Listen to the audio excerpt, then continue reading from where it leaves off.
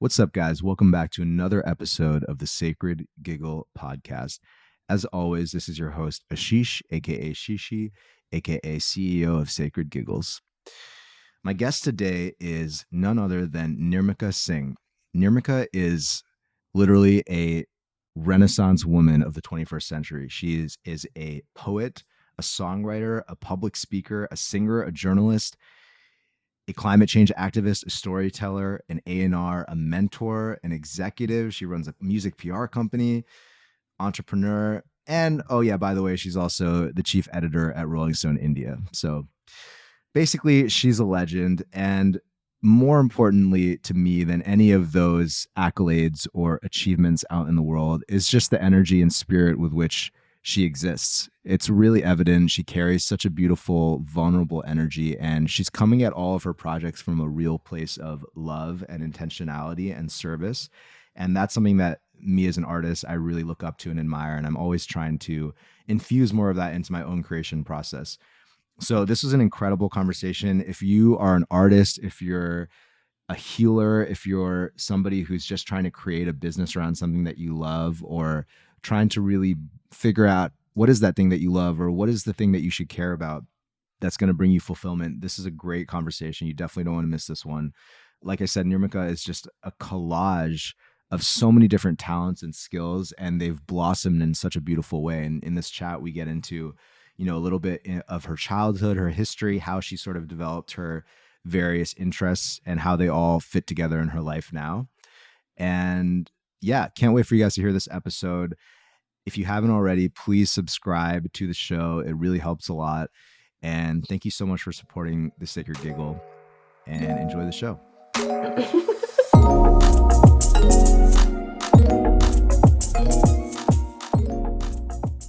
Happy New Year. How's the year treating you so far? Happy New Year to you too. The year's been intense. Everyone's been joking on my work side that this week has been like a week of all Mondays. So it was the Mondayest week ever. But things are going great. Yeah, I think that I've been like the past 2 months have been like a blur for me. I came from Dubai to New York, and Dubai was intense because I was with AR Sir and he's working on a musical and some really cool, fantastic projects at the Dubai Expo. New York has been fantastic, with all the Rolling Stone stuff that I've been doing here and my own stuff. So I can't wait for this year to be that year of consolidation where all the synergies come together and we're able to see like a nice fusion reaction. Yeah, that's amazing. And I think that's a good place to kind of get into what I'm really want to learn more about you, and I'm really curious about, which is just I feel like you are like a modern Renaissance woman. Like I was doing some like minor research. I try not to research too much before these shows because I don't want it to just be like another interview, Like I feel like everyone is used to getting interviewed and like getting asked the same questions. The purpose of this show is more to see if together me and my guest can sort of co-create an experience that can be transmitted to the listener that is sort of independent of the content. But, I did do a little research because you're a fascinating person. And I'm just going to refer to my notes here for a second. You're a songwriter, a poet, a public speaker, a singer, a journalist, a climate change activist, a storyteller, an A&R, a mentor, an executive, and an entrepreneur. And obviously, from our last conversation we had a few weeks ago in New York, which is like an amazing conversation. I feel like we got so deep, talked about life and so many amazing concepts. I'm always really fascinated by people who are creative like yourself, who have that creative impulse and that intention to move people for the better, but who also have a strong business sense and an ability to scale the things that they do. And you're the editor of Rolling Stone India, which is an incredibly prestigious position, obviously, and an amazing achievement as a journalist. You have a PR company, Sign. You have your own EP that you made, Jude. I hope I'm saying that right. You penned a song for Marvel, which is insane, for Endgame, the Marvel movie that came out a couple years ago. And you do this beautiful poetry spoken, I don't even know what to call it, like spoken word poetry series, Suno, which is in Hindi. You've done a few TED Talks in Hindi, which I think is super cool and courageous as well. So I'm throwing a lot at you, but I guess the first question I kind of want to like lead off with is I am just curious about the collage of Nirmika, how it all comes together, and like, is there a unifying thread? Like, if you tap into the artist side of you, that sort of lives within all these different worlds and all these different hats that you wear? Wow, such a great question. I really couldn't tell that you were talking about me. I thought this was somebody that you were, building this beautiful painting for with all your beautiful qualifiers and words and everything. Man, I do not know. I don't have any answer to that question because the thing is that these are things that people who are outside the system of your own creative being who are able to view you, in that light. I don't know how that happens. I know that I am compulsively creative, so I have to wake up and make something from scratch. So it could be, a verse, it could be, I don't know, an omelette, or it could be, curating like a whole new series for Rolling Stone or writing something here or there. But I really can't process how all of this functions because it is an extension of me and my being. And I think that I've been like this like all my life. I was never doing just one thing. A lot of the answers that I try to find now, I know that are rooted in my childhood, where I know that I was compulsively creative. I was doing at least five different, maybe art and craft things or, poetry things or learning the guitar or singing with a choir. I think and all of it comes together because, much like you, I grew up in a space that was creatively encouraging. My parents wrote, so I think I got that bug from them. But if there was one thing that kind of connects all the things that I do, I think it's the need to want to demystify creativity and demystify things in a way that I have come to understood them, right? Because I've realized that, being I've been straddling the business and the creative line for, almost 5 years now. And I've realized that neither side, really quite understands the other.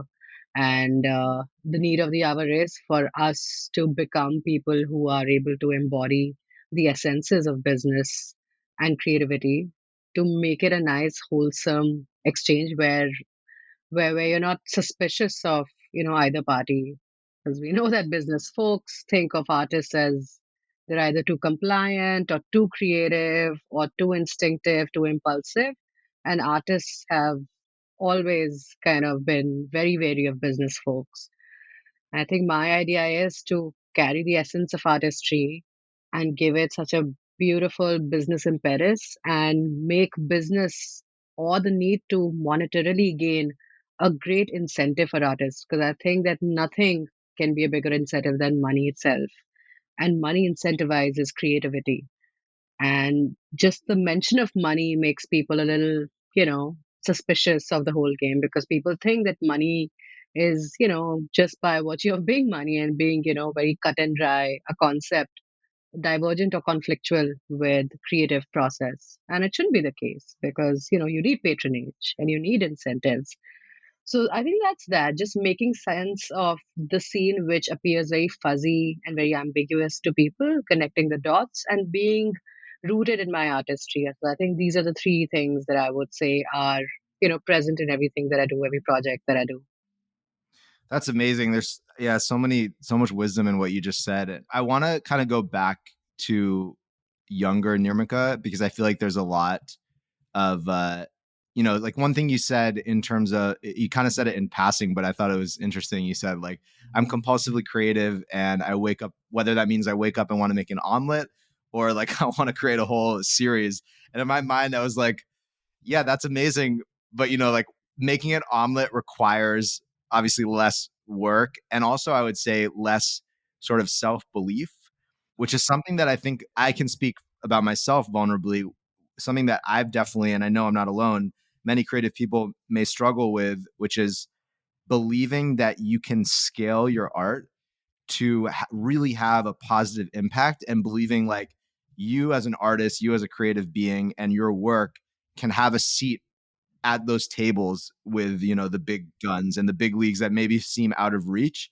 And I feel like that's something that I really admire about you. Like, I feel like you're able to create things, but then you're able to show up and, put yourself in the room with really powerful, well-connected people. And maybe this is a projection. I don't know if it always feels like this internally for you, but it seems from the outside that you really feel like you can have a seat at that table. And I know for me, like, I love creating music, but I've always struggled with scaling it to the size that I want. And the more work that I've done on myself, like through therapy and things like that, I've started to realize it's not that I'm lacking the work ethic necessarily. It's actually just the belief that my music deserves to be on that big scale. And I think that's what can keep so many creative people small, where they're just kind of in their room making the omelet, so to speak. It's like their art for them. And I think the thing about you said about money kind of ties into that too. Like, Quincy Jones, legendary producer, he told me once, I mean, this is a quote that he's famous for, but he told me in person once that God walks out of the room when you make music for money. Mm, That's a beautiful statement. And I think the intention with which he was saying it, I completely agree with, which is that if you are like only thinking about it as this transactional thing, like just constantly like obsessively watching the charts and being like, oh, I got to do this style because this is what's hot right now or whatever, then yeah, then it's like, is it really art at that point or is it just like a commodity? So I get that. But there's another part of me that's like, well, that's easy for Quincy Jones to say. He's like a multimillionaire. Like mm, of course, he gets to say that. right. Like he's like the most successful producer ever. And I think what you said is so important. Like we as artists, especially in the 21st century, where we have, because of the internet, we have more power than ever to take control of the business side of our careers. It's important for us to feel worthy that our music deserves to be valued and not just be satisfied that just because of the way the industry is set up right now, I put like a ton of effort into a song and put it on Spotify. And it's like, it's because the way the industry's set up, that convinces me to believe that like, oh, I guess it's just not worth anything then. And I think it's really powerful what you said for any artists or creatives listening to start to think about, well, what is this? What am I worth as an artist? And really stepping into that worth. So I guess I'm curious for you, where do you think for yourself that sense of just like belief in yourself and that worth in your music sort of comes from for you? Because I think that's something that I want to kind of reverse engineer it because I think a lot of creatives kind of struggle with that. Got it. Wow. I think I'm a great believer of giddy optimism, and I maybe it's just a very robust defense mechanism that I've been just employing since I was very young. And I do not look at failure as failure at all. And there have been times where I've failed miserably, right? I wanted to be a accomplished touring musician, a full time musician. And I realized that was just one of the things that I just only enjoyed as a hobby.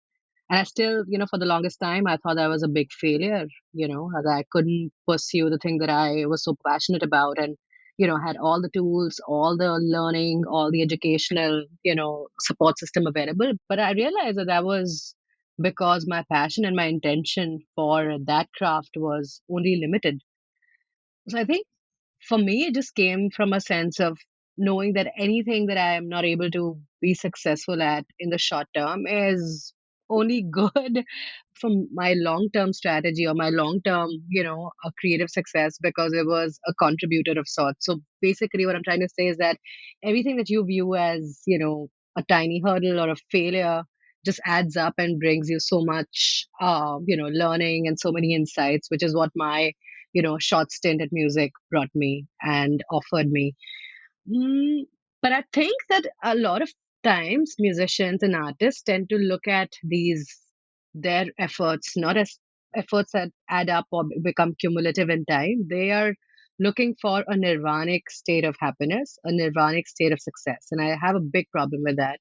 I do not think that you can they think it is, and for them the graph is like this, yeah, because I think every musician, every artist envisions creative success like this. It's a pyramid and they're always on an incline trying to reach here. And I can tell you the graph is this most times.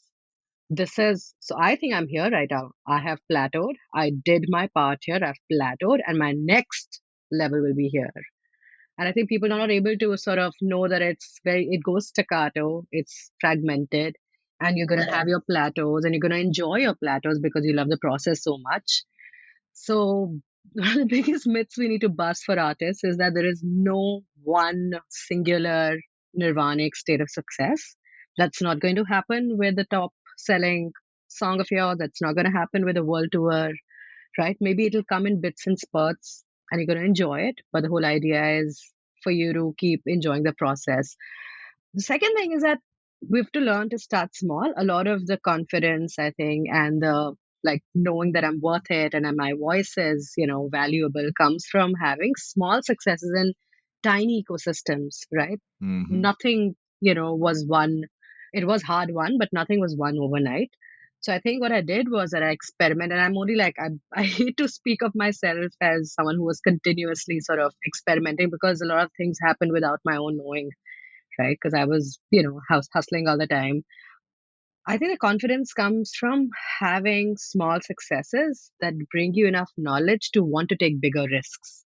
So, what we're doing, right, as entrepreneurs, what we're doing as artists is that we are taking risks and we are making our risks riskier and our support nets stronger. So that's what I've done, which is the reason I still haven't, left my first job. I still continue to have a full-time job, which is a reason I can invest capital into all the things that I'm passionate about. And that's my advice to a lot of artists. If you can, I mean, if you need to, right, please continue to, hold your first job. Please continue to hold your primary job because, then you're going to be creating with so much comfort and happiness. And that's crucial, right?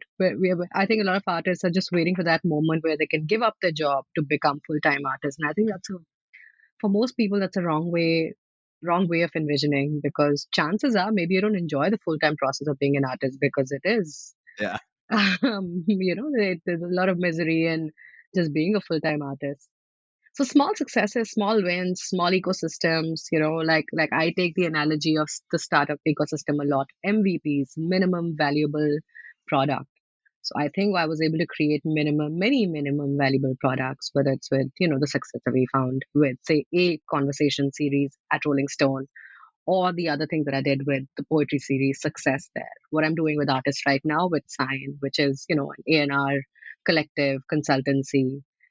And then I think what it does for you when you start tasting success and you completely put failures or learnings, you start looking at failures and learnings in a positive light, is that just gives you a giddy sense of optimism.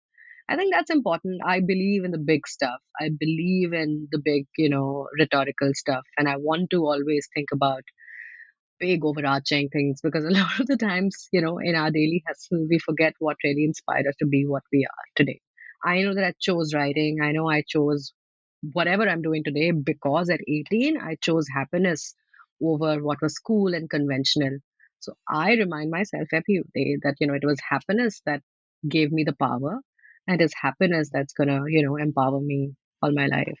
So yeah, sounds very vaporous and fluff, but I think, big stuff really becomes our rock. Yeah. And I no, I mean, I think it is like a kind of deep ephemeral topics, but I think it's so grounded in reality. It's actually quite practical advice, in my opinion, because what you're saying about that there is no this like peak moment. I know for myself, and I would encourage anyone listening to just reflect on your own life, like pay attention to any goals that you set and what happens when you reach those goals. Like it's not like we're not talking about philosophy here. Just refer to your own experience in your own life.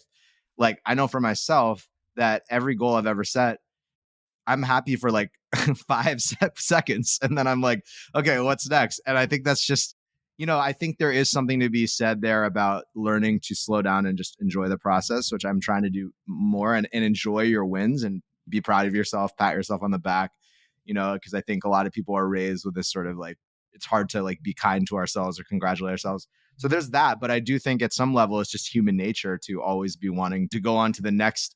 We're here to just keep expanding as souls, I feel like. And I would even say like what you said about the plateau. I think it's like there's down periods too where you're going down and you're like you're not sure what's going on, what's happening next. And yeah, I love what you said about tuning into what is joyful for you. And something that I've been really experimenting with right now is I've been getting really into Stoicism, the like Greek philosophy, and they talk about Memento Mori, which is basically just remember your death, like be aware of your death. And it can sound a little morbid, but it's actually very clarifying That's true. just to do an exercise like, okay, tonight, if I lay my head on the pillow, like let's just say I don't wake up tomorrow, and you think about that in the morning, that can be extremely helpful to clarify everything in your life that's like bullshit, basically, that you're just like wasting time on. And it's not to say that, I think that advice can be taken in one way to mean like, oh, then we can just be hedonists and like not worry about the future at all. That's one interpretation. But the interpretation that I take from that philosophy is, how can I live a fulfilled lifetime in this one day? Like, how can I do a little bit of all the things? How can I fit in like taking care of my body, like meditating, making music for 3 hours? Because for me, making music, like sitting in my room by myself, like just in my own world, regardless of what fruits it brings in the external world, when I'm doing that, there's like an inner knowing that this is a good use of my life, versus like when I'm scrolling on Instagram for 3 hours, there's an inner knowing that I'm like wasting my life. But that happens too, because, we're all a little addicted to social media. And that inner knowing, it's almost like it's like a dharma. Like, this is just like what I'm here to do. And I know for me, it took getting to one of those plateaus with my streams on Spotify a couple years ago, where I quit my job, my corporate job, at the end of 2019.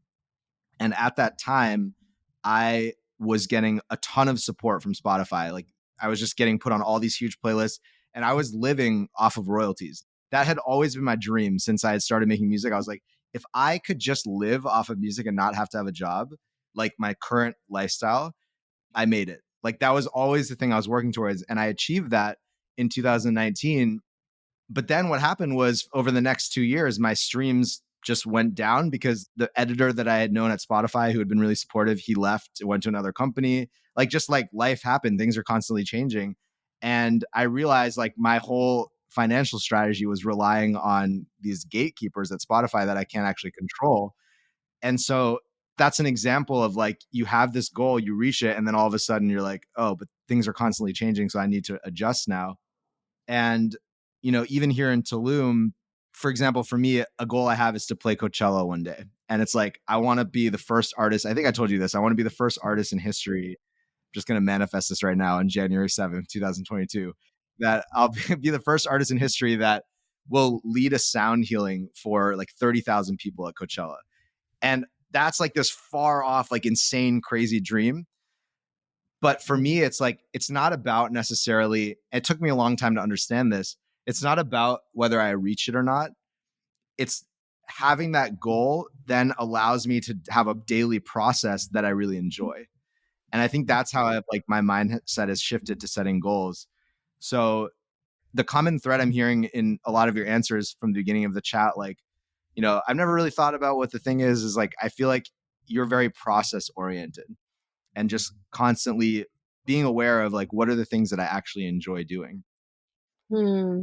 Yeah, maybe that is true. And I think it's true of you as well, Ashish, with all the things that you have done in the past year and a half since we've been in touch.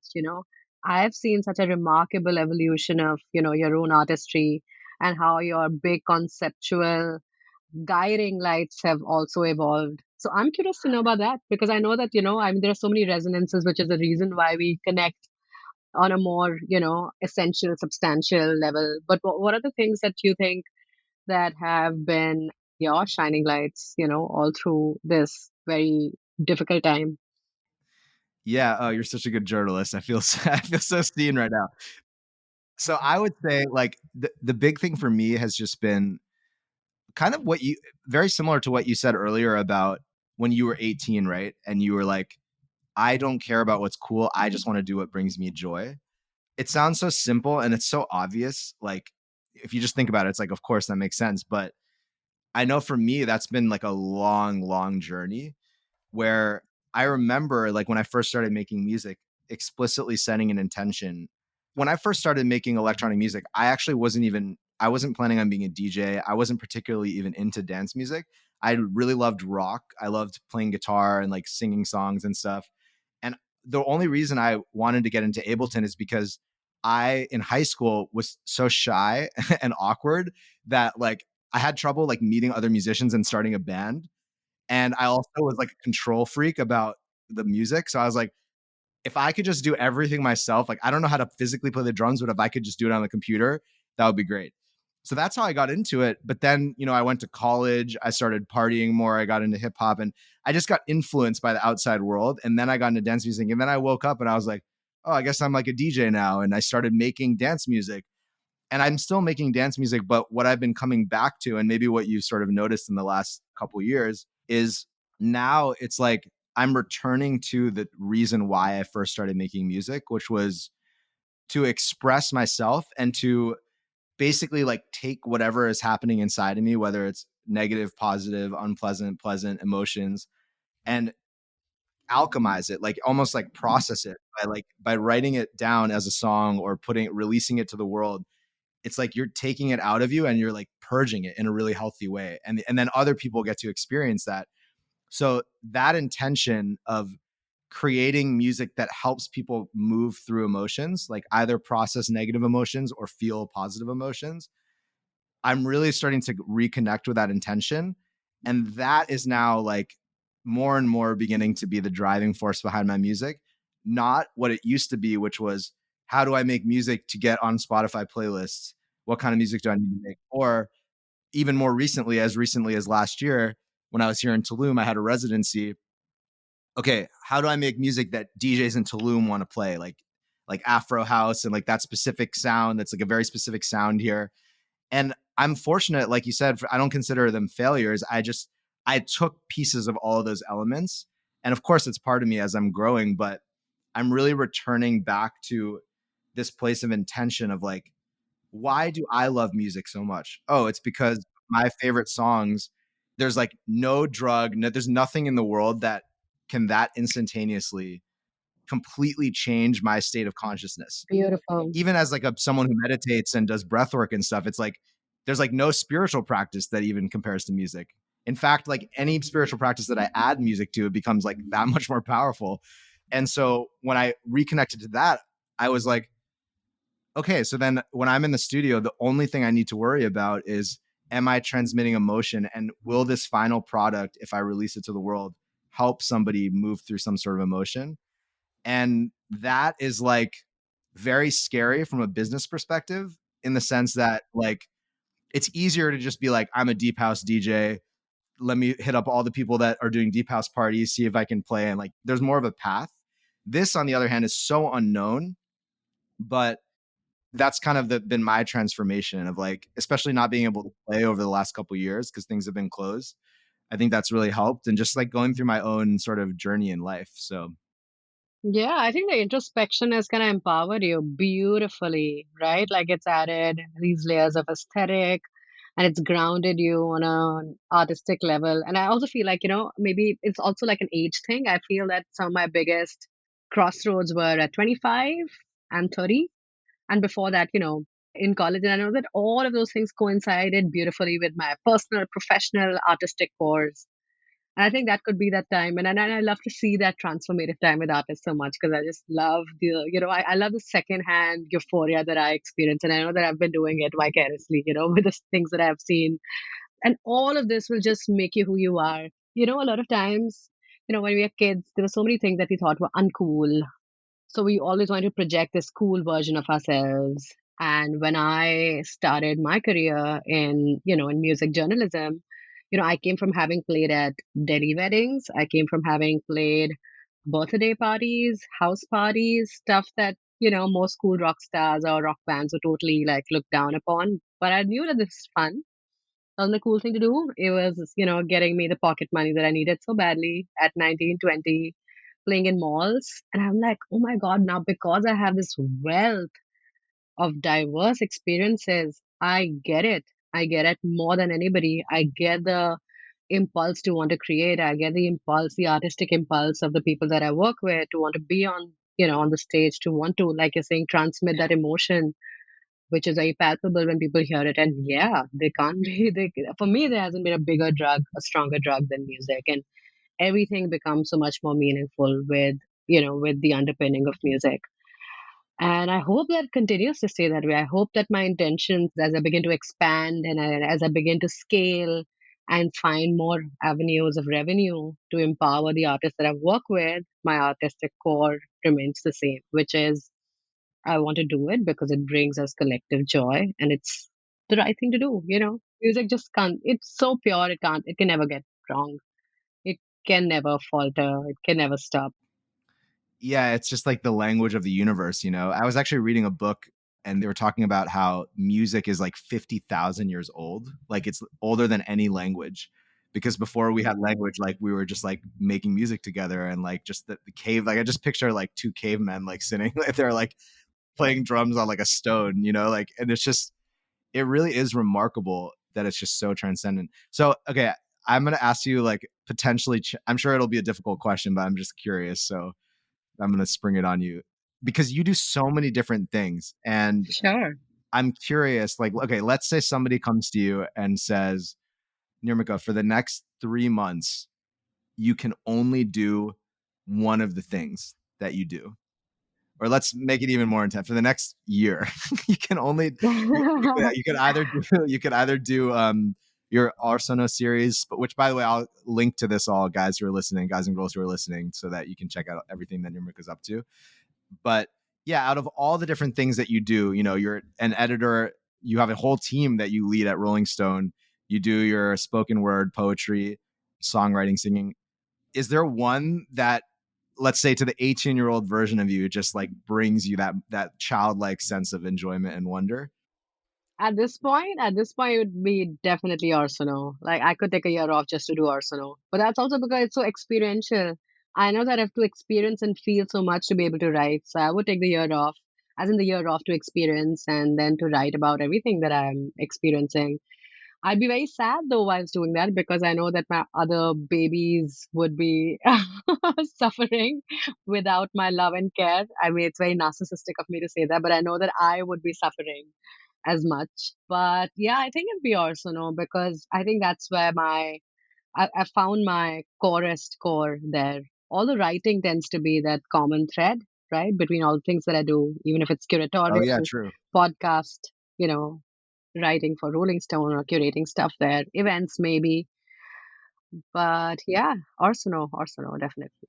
Yeah, so let's dive into that a little because I've seen a bunch of the clips on Instagram, and I'm curious about your process for that. How much of it is prepared beforehand? Like I'm guessing, obviously, of course, you're writing stuff because it's the impression I get is that it almost feels like it's like channeled a little bit, like it's kind of this spontaneous thing. So what's your process for writing that poetry and then performing it? Do you have sort of like a discipline where you're like, this every week I'm writing this, or is it more free flowing? Like just from an artist to artist, I'm curious about that. Sure. So I've been very smart about sort of harnessing the few prolific moments that I tend to get into or the zones that I get into. So everything that you see in Arsenal is all autobiographical.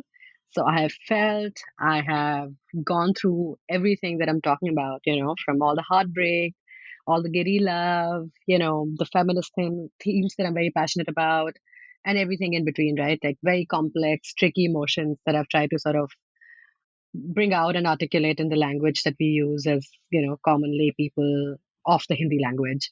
So all of that is because it's so autobiographical and because it comes from within.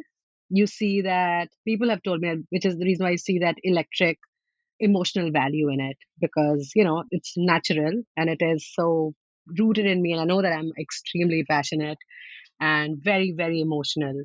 The process of recording and chronicling those poems, now that's fascinating. When we first started out, Ashish, it was in 2019. I'd had a big relationship collapse, and I didn't realize that I will find my creative calling in writing, and then all the anger and all the rage that I had within me would find such a beautiful expression, artistic expression. So that came by means of these written verses that I would post on Facebook. accompanied by a picture of nature, sometimes a picture of myself. And I realized that people were responding to it and people were connecting with it. A lot of women were connecting with it. And that to me was strange because I always thought the word poet, or poetess was such a loaded term. My parents always wrote, and I know that influenced me because I think the flair or the need to want to articulate in simple, relatable words and phrases, and the colloquialisms that I adopt are very rooted in from where I come. But I didn't realize that it would connect with people on such a level. And I was a proper punk back then, I know. So for me, just to sort of process and, kind of reconcile with this new image of a Hindi poet versus somebody who was just doing all the most, like the badass, most outrageous things in the world, in music. And to me, the thing was, it was difficult for me because I know that I also look at myself from an outsider lens because it's important for me to know that the artist that I am to myself also needs a perception for the audience, and that's very important. I believe in some labels. I believe in the product and the packaging. So for me, and I already had so many things that I was doing, and like many people, I did suffer. All the multiple things that you now find have become my assets. Back in the day, I thought of them as, crises. I thought I was in a perennial identity crisis all my life, but now I've begun to, call it identity exploration because I can't help it if I do many things. Too bad that people, can't do many things. I can, and I'm gonna be very, prideful about it now. So what we did was, now I had all of these poems that were swimming, and literally they were swimming in my mind. All of the stuff that you saw in the past 1 year, all of these 50, 60 poems, verses were always swimming in my mind. And I had chosen to live a very creatively inspiring life of solitude and creating a writing haven for myself. And that was an active choice. And I know that a lot of people struggle with it because, they're just saddled by the expectation of family, of rejection, of hearing a no from people that they love most, which totally clips their wings. I was just empowered from the get go.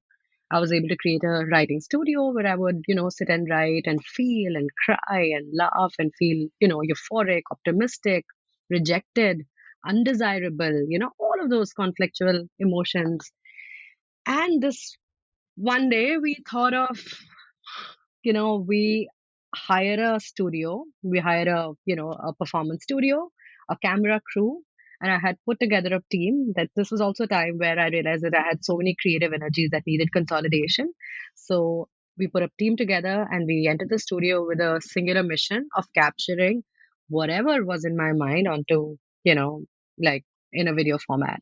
So all I asked of the team was to just place a chair, in a very thematic sort of frame. And I didn't know what to wear, but I had like 100 saris. So I thought, okay, let me just pick up, like a few of these. We'll try it out. We'll try outfits and I will just.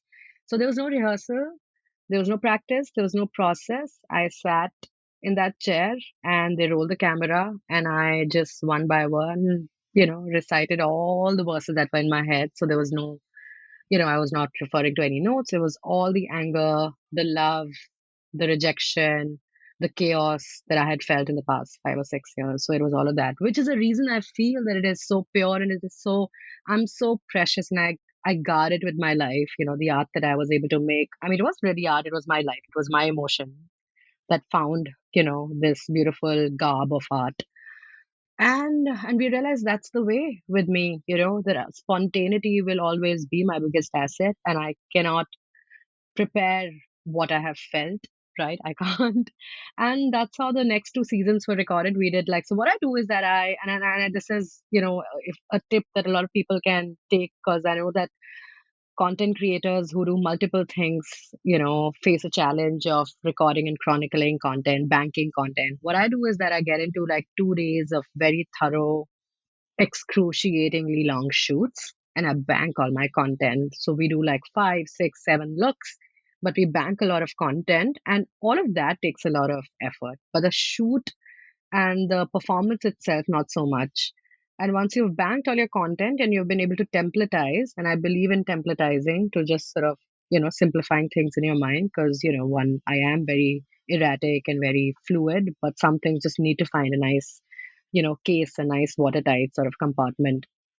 And then we rolled them out, and then this was amplified. And after the success of one of my first videos, we realized that there was a great, I wouldn't say demand. Demand just sounds like a businessy thing. There was a great interest from people who just wanted to know more, who wanted to sort of, peel the layers of this millennial person who had just all of a sudden taken them by surprise. A lot of people were just surprised by the fact that I could even speak Hindi.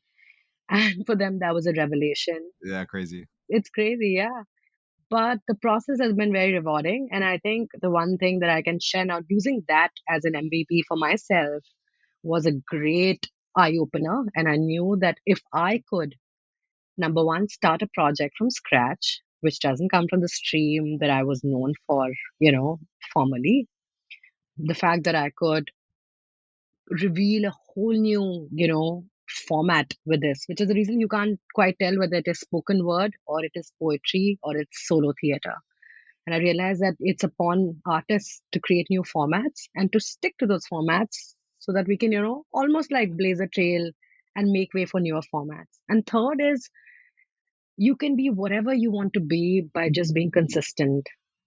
And my biggest learning was that all of the terms that were used for me, right, they would be like journalist, singer, writer. I was able to completely reverse it. And now people call me poet first and journalist later. And I think that's great because, and all of that was amplified with a lot of marketing capital. And I knew that I would be able to, because my immediate circle was a very elitist sort of, privileged circle from Delhi, Bangalore, Calcutta, Madras. And with our Suno, we wanted to get to the hinterlands. We wanted to get into the tier two, tier three Hindi speaking belt. So there was a lot of commercial capital put into just sort of amplifying that content. And it needed that voice, it needed that platform. So I'm very happy that I invested all the money, all the effort, all the energies into it. I mean, look what I have. I have a beautiful, living, breathing baby. And I'm very proud of our Suno. So what a beautiful integration of structure and creativity. That's what it keeps coming to my, I mean, everything you just described, it's like having the awareness as a creative person to understand that you need to create a larger structure within which you can be erratic, spontaneous, creative, all those things you said is so key. It's so important. And I feel like this is so helpful for, because a lot of artists and creators and like healers and coaches and stuff listen to this podcast. And I feel like it's so helpful for anybody in that kind of world to consider for themselves, like, yes, okay, maybe intuitively, like I'm a very creative, free flowing kind of person, but to create that structure, templatize things, like you said, and even I would say, like, create the structure of, okay, how much money are we going to put into this? How do we know whether that was a good investment? What are the metrics of success? It doesn't necessarily have to be money. It could be, but what is it? Like, where's the money going to? Is it more eyeballs, more attention?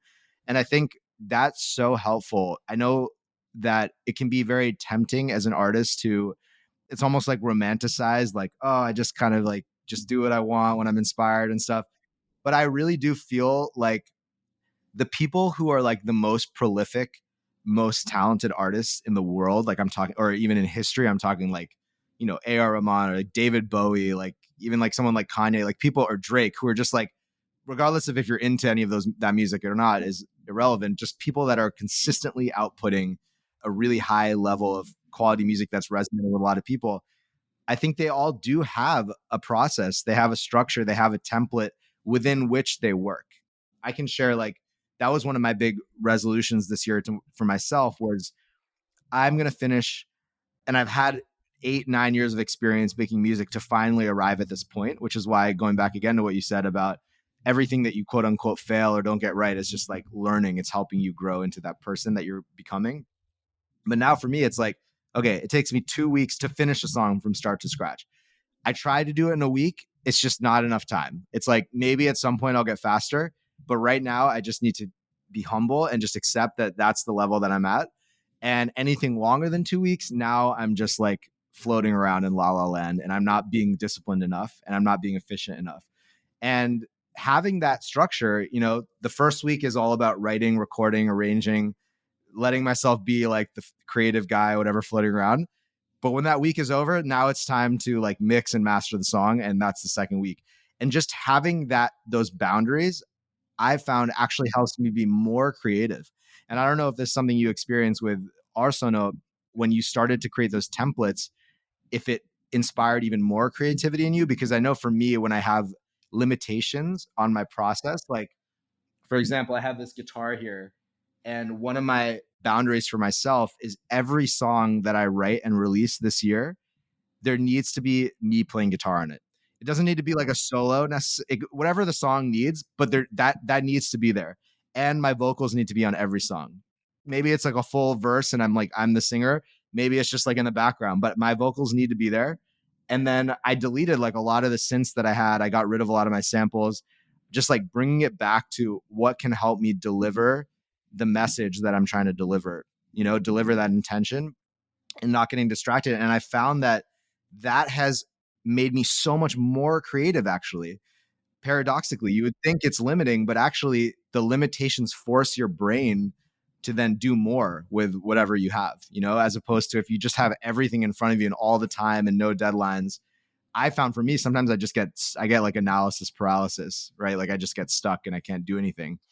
So I think that's beautiful. And I think again, like the awareness that you had that this was something that could be scaled and the courage and the belief to actually put capital into it is really inspiring for me personally, because that's something that I'm always kind of like, I think it can be hard sometimes to tell the difference between practicality and just not believing in yourself enough. Because like being practical generally is a good thing, but I think a lot of people, when they think they're being practical, they're actually just selling themselves short, and they're just not believing that they can actually achieve what it is that they really want to do. So they end up settling, and then that creates like resentment later on. And so, yeah, I mean, it's just very inspiring. Do you feel like that self-belief has been something that you've sort of had your whole life, or is that something that you kind of had to develop? Wow. Okay. So now we're coming to We're this asking the big questions on this podcast. big questions, right? Nature or nurture? Yeah. I think a bit of both. And I am a great believer of early empowerments, right? Early empowerments in the sense like I don't remember what time this was in my life. I know I was very young, but I remember my mom telling all of us, and we have four kids, three girls and a boy. And I remember my mom, and she is a natural lead. And I think a lot of it also comes from what we see around us. And I've only ever seen my mom in these amazing leadership positions. She started a feminist organization back in the 90s. So she was this beacon of hope and light and activism for so many people, right? We lived in a campus. My mom worked as, in the administrative department of NCERT, which is an educational research center. And I know that, and I never saw my mom as just my mom. She was a public figure to me. And I knew that because we have four kids, I felt that I was always in a queue, for her love and attention and everything. But I know all the big things that she would tell us, about take part in all the, competitions in school, take part in this, and always be confident and always be very. And I remember she laid so much emphasis on confidence that I realized that apart from just being excellent at what I do, and we were like, education excellence was one of the only ways, that my parents popularized the concept of empowerment, for people and for girls. And so I just knew that I had to be good first and then confident. So in my mind, excellence and, like keeping some very lofty benchmarks for myself was very important, and which required a lot of, defying of peer pressure, a lot of, sort of pushing back on things that were cool, of defining and I knew that I always lived in a sort of bubble that I knew that was my own, and I knew I was different. And that's a question I ask a lot of people, and I want to ask that of you as well. You just knew that you were different, whether it was in the eccentricities, in the idiosyncrasies, the crazinesses that we had as kids. I knew that I was finding ways, like I had a bookshelf on which I used to scribble poetry. I knew that I was making cutouts out of craft paper and sticking them on my walls. Crazy stuff. I knew that I was, using footprints and, making these crazy wall murals, and my mom didn't mind it. And I was like, wow, I needed that. And I know that so many people and parents are anti that. So what I want to do right now with everything that I'm doing is, sort of maybe our parents are not aware of it because they didn't bother. They were like, okay, this doesn't really cost us much. This is, no bother. They're keeping themselves busy. Maybe we have 4 kids, so let them do what they want to do to just occupy themselves. I think what I want to create is early stages of empowerment for people who never got a chance to experience it. I want people to feel what it feels to never hear a no from someone. Like, I had a free reign in everything I did. And I'm like, I cannot even imagine, Ashish. Imagine if my mom told me, hey, why are you not going for that engineering orientation day? I think you should do that and forget about journalism and forget about music. I'm like, wow. I was 17 when I got my first stint at playing at a nightclub in Noida, which is in the outskirts of Delhi. And I wanted to, play. And it was this beautiful opportunity where the singer had, fallen sick, and I had the chance to sort of substitute for her. And I was, walking over eggshells, trying to tell my mom about this big opportunity that I had, which required, a drive, a very long drive with a stranger, with a guy who was 40 something. And I don't know, my mom, all that she asked of me was, okay, I want to meet the person that you're going to be performing with. And I want to know if you're going to be home safe before, say, 11 p.m. I was like, that belief, like, I'm sure I wouldn't be able to do it with my kid today. If a 17-year-old girl came up to me and told me that, any girl, I'd be like, be careful, please. Like, nightclubs are crazy spaces. But I know it did me good. It also made me very resilient, very, independent. And sometimes I think maybe those were, I mean, while I'm very unencumbered, I hope that I'm never recklessly individualistic. Like, these are the concepts, because I know that a lot of my friends, American people, they're like, hey, wait a second, you're not Indian at all in all of the things that you do and all of the ambitions that you have. You're so not like encumbered by duty and by obligation. I'm like, yeah, that's a great thing, I guess, like all of those things that we are just. Mm, right. So that's that. I think it comes from that. And I hope that our mission as a creative culture is to just empower everyone and not to sort of place burdens of duty and obligation. Even if it's creative excellence, a lot of people who come from classical backgrounds suffer. Oh, 100%. Yeah. Yeah. No, that's so beautiful. I mean, I'm getting goosebumps because that's really for me too, is like the deeper mission behind why I do anything. Like even these scary Sundays talks that I do on my Instagram, where every week, now it'll be scary Saturdays, but every week I just grab my phone and I just get on Instagram and I just talk about like whatever I'm going through, and just to normalize it, because I feel like Instagram is such a like highlight reel for everyone. It's like you only showing the best parts of your life. And I want my little corner of Instagram to be a place where people can come and be like, oh damn, he's like really struggling with like this week. And that's okay, cool. That's that, like it normalizes it. And I know for me, like Wow. that feeling, like that belief that you get from your primary caregivers to trust your own excitement and trust your own passion, and for them not to belittle it or make it feel like, oh, you're not, you got to grow up or whatever. Like, I know for me personally, I mean, like my parents are amazing, and they also really instilled the value of hard work in me, but I didn't necessarily get like a ton of encouragement, at least early on. Later I did, but early on, like with the things that I was really excited about, like playing guitar and stuff. And I was definitely more pushed to play violin and do the classical route until I got to like high school, and then I was kind of on my own to make those decisions. But I know for me, like it's been a long process of almost like, and again, I say this with a lot of love and gratitude for my parents, but in terms of that part of things, learning to be my own parent, like reparenting myself and being like, okay, whatever story I tell myself is just a story. So I can either tell myself the story that what excites me is not realistic and I need to like look to other people, authority figures, people who are quote unquote successful, to figure out what I should do. Or I can tell myself the story that, hey, if I'm like consistently trying to do something and it's consistently feeling draining and there's friction, maybe that doesn't mean that I'm like lazy. Maybe that just means that I like shouldn't be doing that thing. And on the flip side, if I'm consistently like feeling really motivated to do something, but I don't know exactly right now what the clear financial path ahead is, maybe that doesn't mean that it's unrealistic. Maybe that means I need to lean into that thing and continue to do it and trust that opportunities will present themselves if I commit myself to really mastering that thing. And I think that ability to believe in yourself, I'm so passionate about that because I didn't necessarily fully get that in the areas of passion when I was growing up.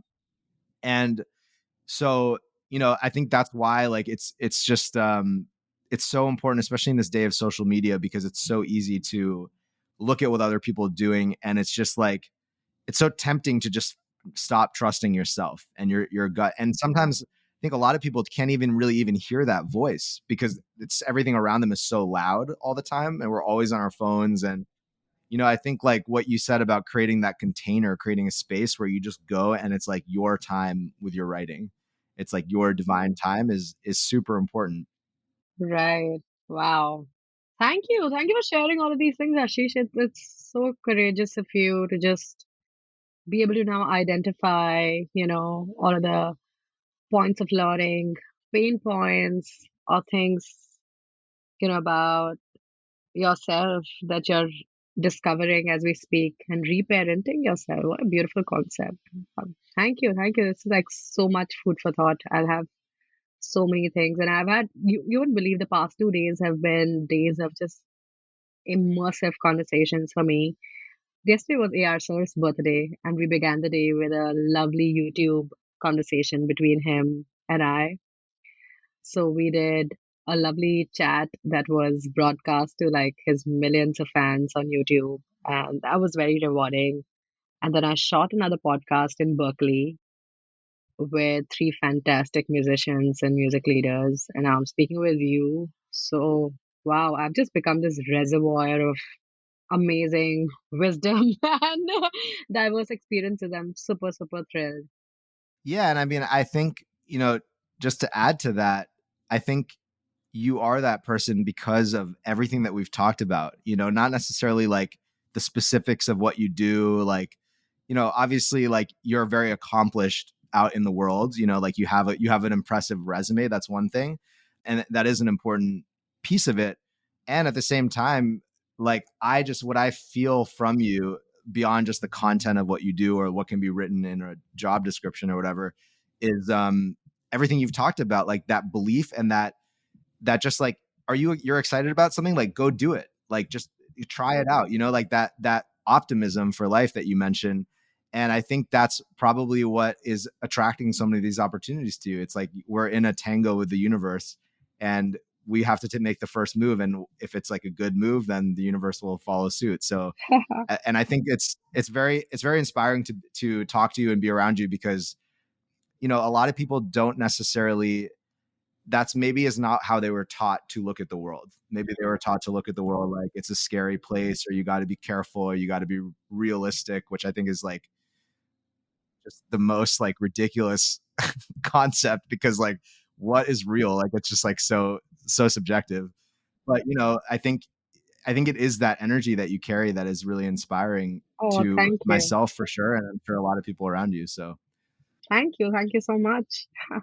yeah, so I think we'll wrap up in a second. Before we do, Okay. so two things. One is anything else that we missed that you feel like would be good for listeners to hear, or anything that you're working on that you would love for people to go check out. I think you've discovered everything so beautifully. I'm happy. There's nothing, no tidbits of information that I want to pepper this conversation with. It's just good and pure and very, very well intentioned. So thank you. Amazing. Okay. And then the final thing that, so I asked this question to all my guests. It's the last question. Very simple, just whatever comes to the top of your head. What makes you feel the most free? My God. Ah, I think the freest I've felt are in the moments that I felt the most vulnerable. So every time I'm able to articulate a very complex, complicated, personal, experience via the means of poetry, it just makes me feel so liberated, so free, so empowered and uplifted. It's almost as if I've, kind of soared very high into a space where nothing matters anymore. And I think those are the moments that I cherish most. I feel very free right now because I'm discussing things that are very precious and dear to me. but it mostly comes in times when I've realized that vulnerability is my biggest strength. And I'm going to cry and feel happy and laugh and feel inspired in the degrees that are unimaginable, in the degrees that I'm not acquainted with, ways that make me, truly alive. So, yeah.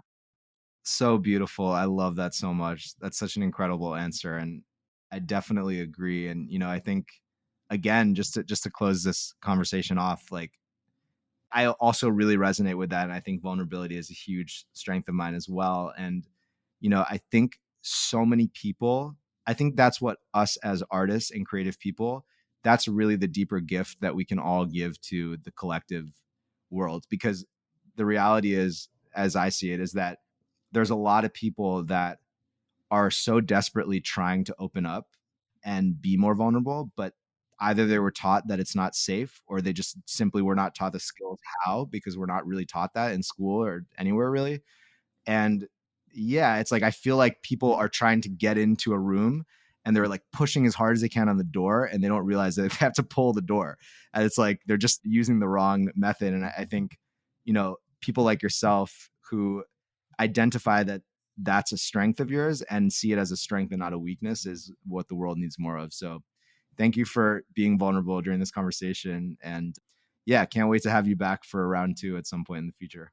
Oh, thank you so much, Ashish, for doing this. I am so inspired by the range of work that you're doing as an artist, and I wish you all the love, all the power, all the gigs, all the music, and the songs that you want to make. And I know that you're onto something very big and precious, and these conversations will be such. I know we're gonna look back on these conversations with like, hey, we did the right thing. We were onto something cool, and it's gonna make us always very happy. I love it. Amazing. Thank you. Thank you. Take care, Nirmika. Thank you so much. Take care. Bye bye. Thank you guys so much for listening to this episode of the Sacred Giggle podcast with Nirmika. I've included all of her links in the show notes, so definitely go check her out, give her some follows, and stay tuned for our guest next week. And if you haven't already, please subscribe to this channel on Spotify or wherever you're listening to this podcast so you can be notified of not only all the conversations with guests, but also all of the Scary Saturdays monologues that will be coming every Saturday this week, where I'll be talking about different things that I'm going through, different vulnerabilities that I'm experiencing, and all with the intention of helping you guys out and being a mirror for those who might be experiencing the same things. So thank you guys so much again for all your support. Follow, subscribe for the podcast if you haven't, and I'll see you next week. Peace.